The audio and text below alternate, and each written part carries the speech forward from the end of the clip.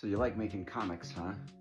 Well, how are you at following the rules? Hi, I'm Jay Sheik, and I'm a professional comic book artist, illustrator, and art professor. And while there are some very good rules out there when it comes to making comics, things like not stacking two small panels to the left of a larger panel, the character on the left should always speak first, or putting your big reveals and scene changes on an even numbered page so they're hidden by the page turn. There are plenty of rules that we can probably just chuck right out the window. The idea I had for this video came from a conversation I actually had earlier this week pertaining to a specific individual within comics, and I think he'll make an interesting case study for why it's often okay to break the rules. Although Frank Miller began his comics career at Marvel working on the spectacular Spider-Man, it was his transition to Daredevil that ultimately paved the way for the body of work that would better come to represent his style and penchant for bending the so-called rules of the comics medium. 10 issues into this legendary run, he was not only drawing it, but also writing his own scripts.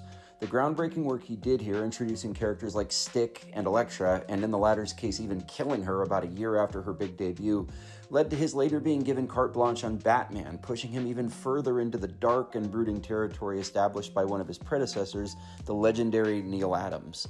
All of this eventually culminated in his own original works, books like 300 and the visually stunning but often polarizing Ronin.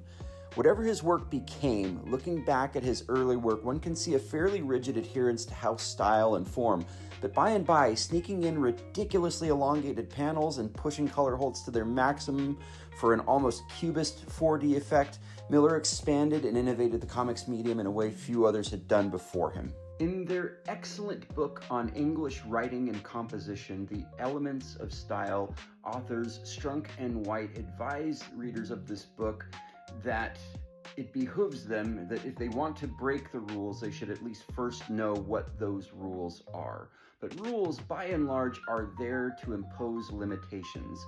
And on a seemingly limitless medium like comics, do we really need them? And obviously, Frank Miller is not the only or the first one to come in and innovate the comics medium. But without him and without his Daredevil, we would never have had Eastman and Laird's Teenage Mutant Ninja Turtles.